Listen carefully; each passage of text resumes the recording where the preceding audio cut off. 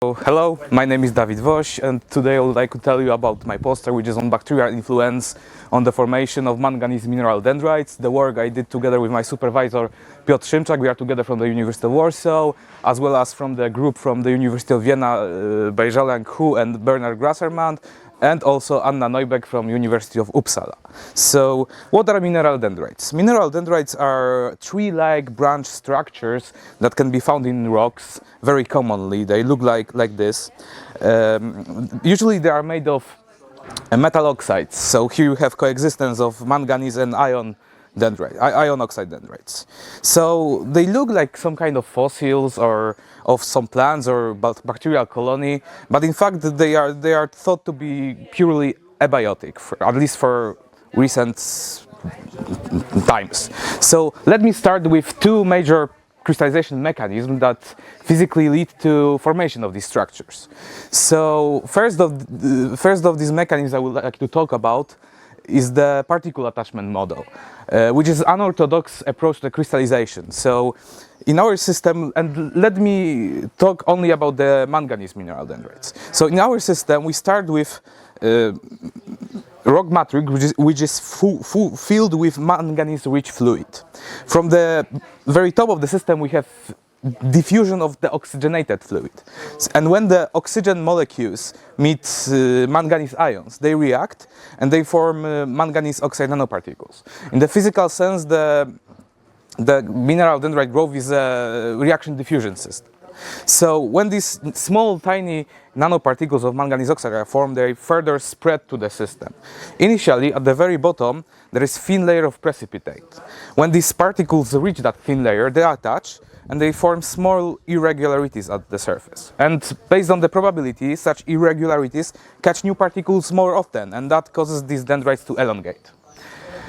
To solve the system of reaction-diffusion equations, we use lattice-Boltzmann method, which is about assigning 9 distribution functions to each point in the lattice with corresponding weight and direction in space.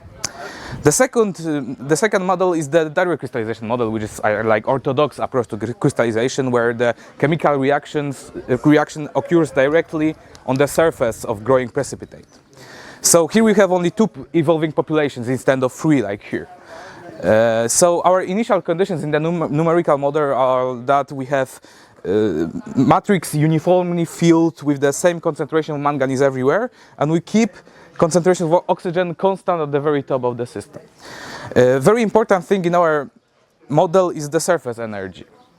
A parameter that controls surface energy is actually this A parameter, which in physical sense is a ratio of diffusive and capillary length. And according to 2 parameters, which are ratio of initial concentration of manganese and oxygen, and as well as this surface energy parameter, we investigated the phase diagram. So the higher the ratio of these initial ratios of reagents, the thicker the dendrite, and there is less space between them. They are less competitive. And the higher the surface energy parameter in both models, the dendrites are less branched and more compact. Important thing to notice is that the ratio of concentrations in the case of the direct crystallization model is much higher than in case of the particle attachment model. So here is an interesting example where we have morphological transition from thick dendrite to thin dendrite. And based on our phase diagram, we can deduce what actually happened here. We have changed the regime of the concentration ratio from the high ratio to the smaller ratio. So here comes the bacterial influence of the dendrites.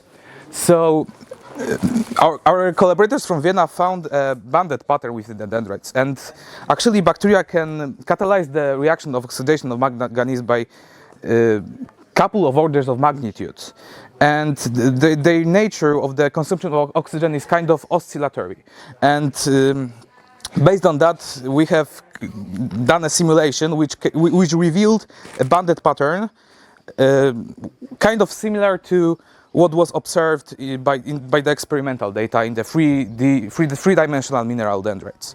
So that has to be checked experimentally, but initial theoretical model shows that it may be like a possible explanation for such banded pattern formation within the dendrite surface. Thank you very much.